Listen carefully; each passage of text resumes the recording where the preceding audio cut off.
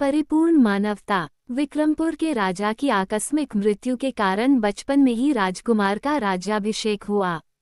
लोक के अनुभवों तथा ज्ञान से अपरिचित राजकुमार से राजगुरु ने कहा, जो शासक बनता है उसे यह जानना आवश्यक है कि मानवों में मानवता किस हद तक है।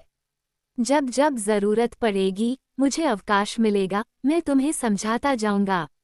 ये जानने में कितना समय लगेगा? राजकुमार ने पूछा। ध्यान से मानवों के चरित्रों का परिशीलन करोगे तो ये जानने में अधिक विलंब नहीं होगा, राजगुरु ने कहा। राजा ने ऐसा प्रबंध किया जिससे दरबारी अपने अपने अनुभव उसको सुनाते रहें। एक दिन एक दरबारी ने आकर उससे कहा, महाराज, जंगल से जब मैं गुजर रहा था तब मेरे पैर में एक कांटा चुभ गया। जब मैं लंगड़ा कर चलने लगा तो एक आदमी दौड़ता हुआ आया और बोला, बाघ आ रहा है, छिप जाओ। उसने मुझे सावधान किया और स्वयं पेड़ पर चढ़ बैठा। मैं भी पेड़ पर चढ़ बैठा। मैंने देखा कि थोड़ी देर में बाघ उस मार्ग से गुजरा। उसके बाद हम दोनों पेड़ से उतरे और वहां से चलते बने। राजगुरु ने पूछा, उस आदमी के पास क्या हथियार थे? आदमी भी बलवान दिख रहा था, दरबारी ने कहा। राजगुरु ने राजकुमार से कहा, दरबारी ने जिस आदमी का जिक्र किया है उस आदमी में मानवता 1/4 है। उसने सावधान तो किया कि बाघ आ रहा है, लेकिन उसने दूसरे मानव की रक्षा के प्रयत्न के बारे में सोचा नहीं। उसने तो अपनी ही रक्षा के बारे में सोचा था। एक और बार एक दूसरा दरबारी आया और एक नई घटना सुनाई। एक गरीब को खाने को कुछ नहीं मिला। वह बहुत ही भूखा था। वह एक धनिक के घर के सामने मूर्छित हो गया। धनिक ने उसको खाना खिलाया और अपने यहाँ नौकरी पर रख लिया। एक दिन वह धनिक अपने नौकर को खूब पीट रहा था। तब रास्ते में गुजरते हुए एक आदमी ने पूछा, क्यों उसे ऐसा पीटे जा रहे हो? जब भूख के मारे मूर्छित होकर गिर गया तब मैंने इसे खाना खिलाया। इससे इकरारनामा लिखवा लिया कि जब तक ये जीवित रहेगा तब तक यह मेरी सेवा करेगा, मेरा सेवक बनकर रहेगा। जो आदमी बिक गया उसे मैं जितना चाह पी दूंगा, मारूंगा, इससे तुम्हें क्या? रास्ते से गुजरने वाले उस आदमी ने वह पत्र मंगवाया, पढ़ा और वहीं उसे फाड़ डाला। फिर उसने उस गरीब आदमी से कहा, आज से तुम आज़ाद हो। तुम्हारी गुलामी खत्म हो गई। तुम जहाँ चाहो, जैसा चाहो, घूमो फिरो। ये कहकर वो वहाँ से चला गया। रास्ते से गुजरने वाले उस आदमी में 50% मानवता है।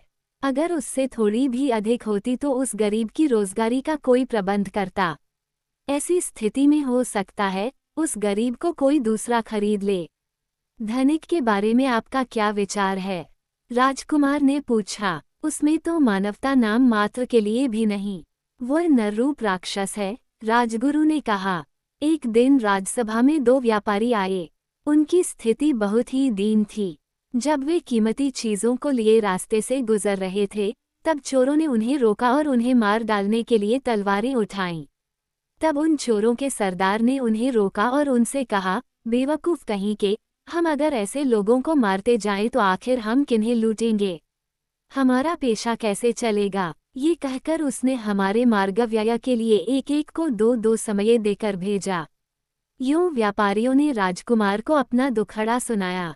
चोरों के सरदार में 3/4 मानवता है। उसका पेशा उसके संपूर्ण मानव बनने में बाधक बन रहा है, राजगुरु ने कहा। एक दिन एक सैनिक 2 आदमियों को राजकुमार के सम्मुख ले आया। उनमें से एक धनिक था तो दूसरा दरिद्र। महाराज, उस दरिद्र को धनवान ने पानी में धकेल दिया और फिर स्वयं पानी में गिर पड़ा। मैं जब समीप पहुंच रहा था तब तक वे किनारे पर आ पहुंचे। सैनिक ने कहा। राजा ने धनिक से पूछा, उस आदमी को तुमने नदी में क्यों धकेला? धनिक ने जवाब में यूं कहा, महाराज, मैंने इस आदमी के विरुद्ध बहुत से द्रोह किए।